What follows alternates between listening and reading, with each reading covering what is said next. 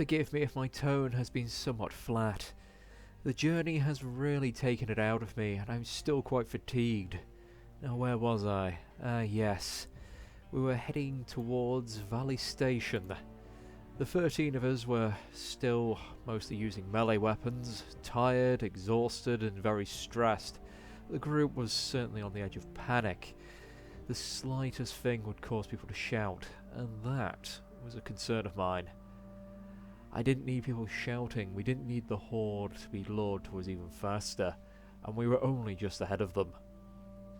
Still, on the road there was a handful of stragglers, and I thought we could take care of it. And this was a nice experiment to see if we could just overwhelm them by sheer numbers. But I underestimated just how incompetent my companions were. And within moments we'd already had our first bite victim.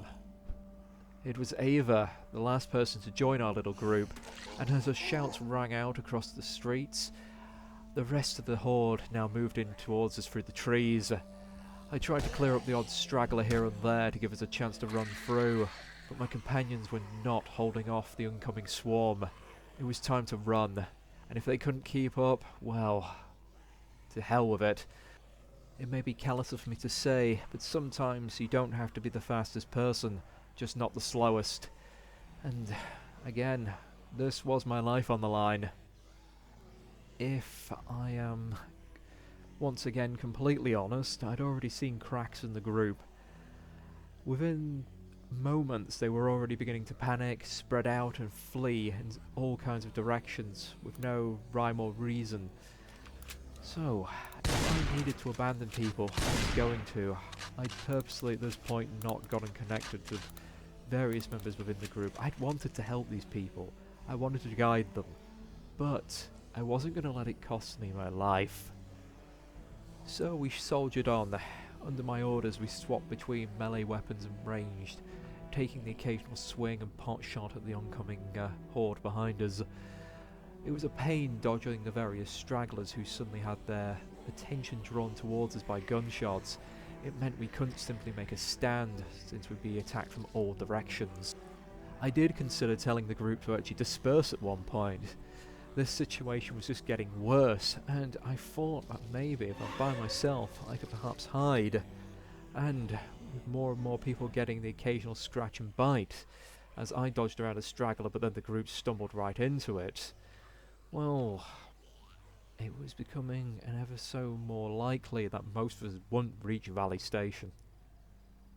We'd just reached the train station on the edge of town when I noticed there was another small group heading our way.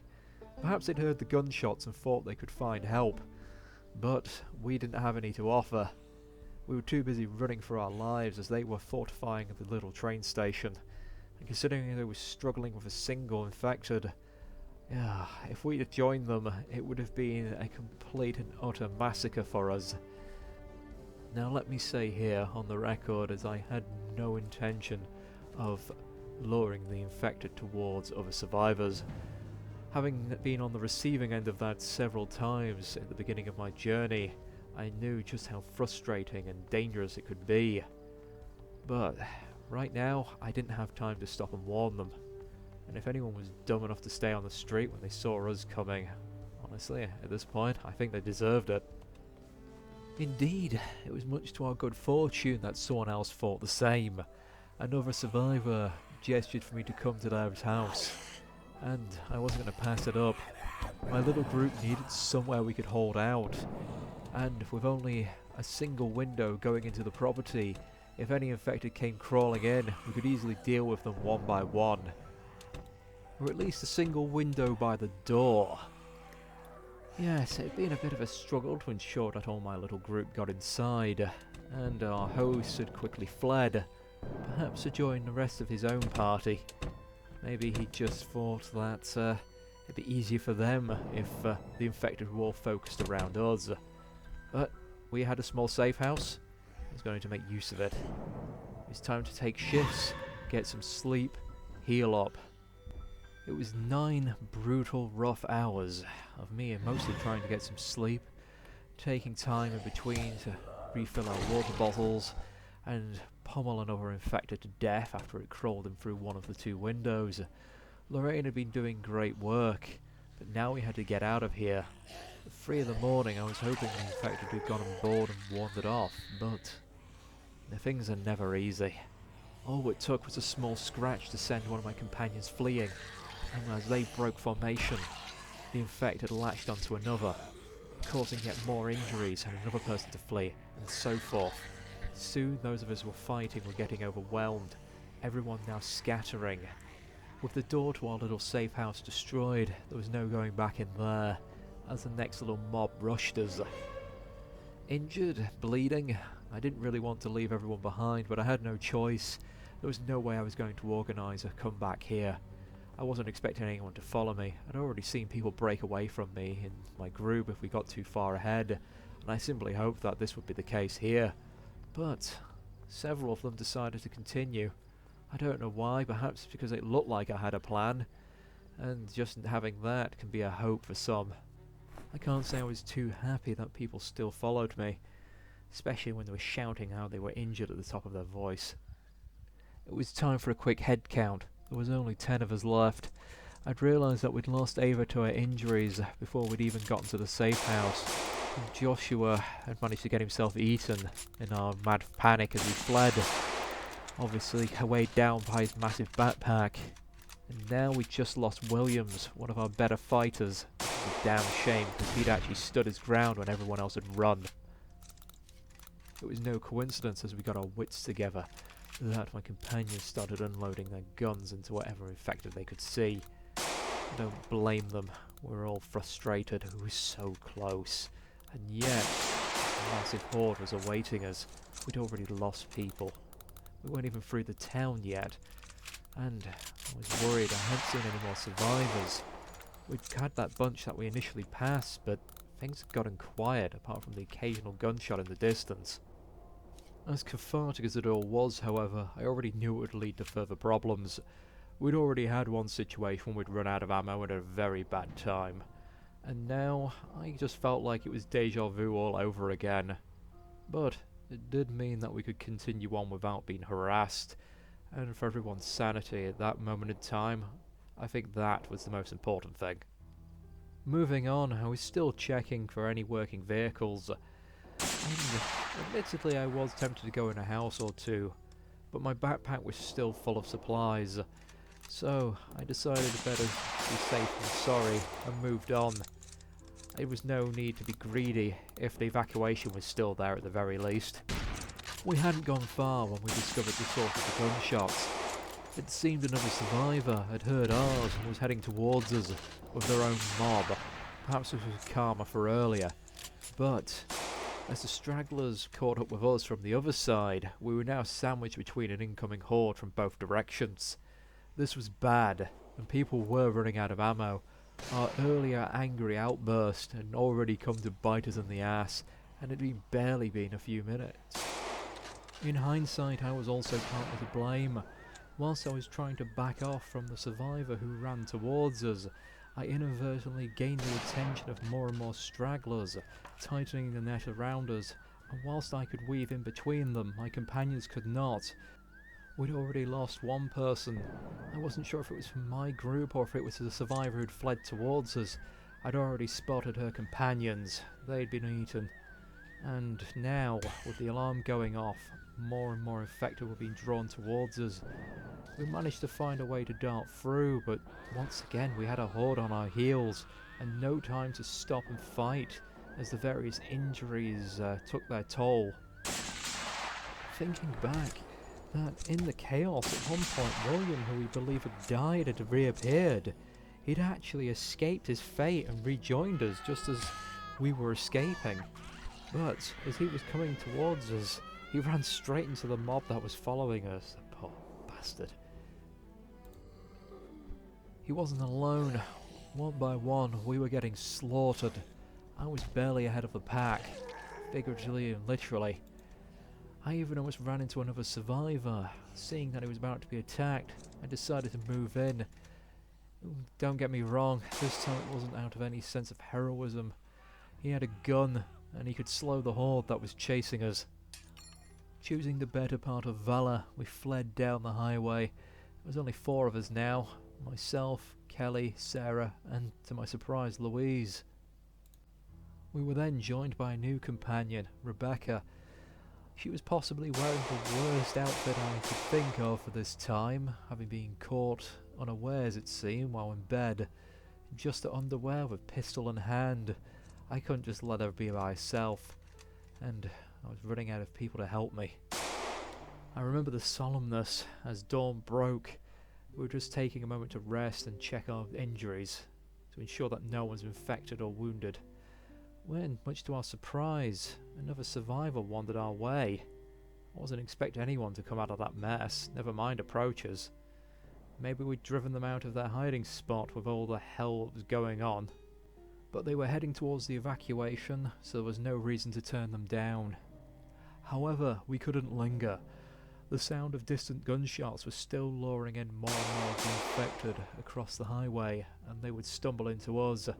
The sound of our guns luring in more. It was only 3 hours and already the fatigue was setting in. I could tell that my companion's accuracy was getting worse. Or perhaps it was just the fact that anyone good with a gun had already been eaten. But we had to move on. There was no time to rest, and nowhere. I tried moving ahead, taking down one infected I could quietly, but sooner or later I wasn't fast enough.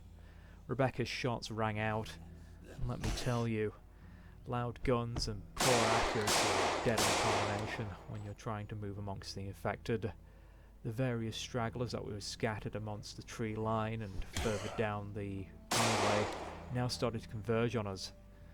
This was too many to fight. We had to move quickly. Perhaps as penance for my sins and trying to learn from my previous mistakes, I cleared the way as best I could, knocking down infected here and there, finishing the occasional one, but the fatigue had set in too heavily. My companions just couldn't keep up. They were already getting caught and bitten and scratched. We were going to start losing people. It was only a matter of time. The first one to go was one of the Riverside folk. That was Samantha. She'd actually managed to catch back up with us after we passed the other survivor with the gun earlier. She'd made our little party, I think 6 of us. It was hard to keep track. I was losing people left, right and centre, only to find the occasional survivor would rejoin with us again. And admittedly, I wasn't getting round to learning people's names. For my own mental state, I was trying to avoid getting attached. Lorraine was possibly the only one I'd really spoken to a lot since. Rebecca too, though that was more to tell her to stop shooting. She was really not a good shot, and that pistol of hers was continually getting us in trouble. Part of me regretted trying to help her, but again, as I've said since the beginning of this tale, I wasn't going to turn anyone down who needed the help and was willing to come along. We'd made good progress, weaving across the road and occasionally dipping into the tree line. But it must have been about 10 o'clock when it all went to hell. Stumbling out of the undergrowth with the infected at our heels, we wandered straight into a swarm of them. Attacked from all angles, bites were happening left, right and centre. I was injured once again, and at that point, seeing we were about to be overwhelmed, I ran, weaving back and forth as I was trying to bandage my wounds. Thankfully I didn't have to slow down to do this, but my companions behind me weren't so lucky. Injured, tired and thirsty, the group was slowing down. Lorraine was the only one with any energy, dipping off to the side, abandoning her colleagues. As the infected swarmed in, taking bite out of bite, sooner or later we were going to be picked off by the pack. I tried my best to lead the way through the increasing numbers of infected, but I had to think, why were there so many here? If the evacuation was nearby, why hadn't they been pushed back? Had they been lured here by everyone else arriving? But my thoughts were interrupted as Rebecca got cut off from the group, surrounded and alone as the infected swarmed in on her. Kelly was the next to go, unable to keep up due to his injuries. One more bite slowed him down just long enough for the rest of them to pounce. If we were going to make it to the evacuation zone, we needed to cut through this industrial warehouse just before it. There was a sound of gunfire up ahead, and plenty of infected swarming in. It was going to be tough. A pair of other survivors spotted us and tried to help, But then they realised just how many infected were chasing us. I didn't know what was going on here, but it already seemed like a desperate struggle. They were having their own problems, and that didn't bode well for the rest of us. Initially I thought there must have been some sort of organised resistance, but then, just as I turned the corner, I realised it was the reverse. The survivors here were running for their own lives. They were being overrun. What the hell had happened? I didn't have time. There was swarms of infected all over, thankfully in small groups, just wide enough for me to dash between as they picked off the other people running around.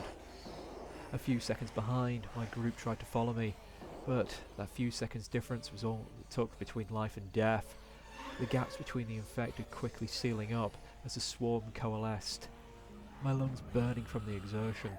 I was barely conscious. Behind me, Lorraine was bleeding from both hands, the scent of blood driving the infected around us wild. The horde moving in, and soon it was only the pair of us left as we approached the evacuation point. But for all our strife and struggle, the only thing we were rewarded with was silence. There was no one here. Hell, it looked like the whole place had been stripped bare of anything useful, just at a glance. I couldn't hear the sound of helicopters, the sound of voices. It was as I feared. The evacuation had already been cancelled. I wonder how many people actually got out before the military left. I doubt that many. The despair hadn't quite hit home. The adrenaline was still pumping in my veins due to the infected on our heels. And, to make matters worse, it was the only thing keeping me awake. I felt like the world was staggering, stalling, like it was on the verge of blacking out, and the rain wasn't much better. I tried desperately to find somewhere we could haul up, recover, and try and make a plan. Within, I could hear the blaring of the military radio. The curfew would be enforced until further notice. That was basically saying they'd given up on Knox County. We were just being left here now. With Lorraine's condition growing worse, we decided to try and get into one of the military hospitals. Again, I was struggling to stay awake. The glass doors wouldn't hold the infected back for long, but this place was such a maze that I just hoped they would get lost or lose interest. We made our way up, going towards the second floor, thinking that would be our best bet. The longer it took them to get to us meant that we had more chance of them growing bored and leaving. Trapped within a small hospital room, between jokes of sharing the bed, we took a moment to take stock of our situation. We needed time to eat and drink, but looking at my supplies, not being able to refuel in Station Valley had taken its toll. Taking another of my rapidly dwindling antidepressants, and uncertain what the future might hold, I decided what the hell and shared a few of my remaining supplies with Lorraine, thinking that she was possibly my only companion for the future, and, well, this might be it. Given it was increasingly likely that this would be my last stand, I was damned if I was going to let either of us die hungry. But listener, you may consider it a foolish kindness, considering what I was about to learn. Checking her wounds, it realised her bites had become infected. She was going to become one of them. For a few moments I considered offering, if she wanted to put her down. The look in her eyes, just one of complete defeat. We quietly made our departure, and I moved to a different room, giving her time to come to terms with the situation. And now, this is where my own story ends. With a night's sleep, I take a moment to consider my options, taking the last few beta blockers I have to ensure a calm mind. Perhaps I will stay here for a time, and try and wait out the infected until the lack of food and water drives me out. Or perhaps I'll just try to kill as many of the damn bastards as I can before I get taken down. There's no escape for me now, but perhaps I'll live. But listener, you probably won't know. I've not told you my name, and I will be leaving this recording here, in this room, where it will be found by anyone coming to reclaim the area. I wish you the best of luck, and if you're another evacuee who tried and got this far, then you have my commiserations.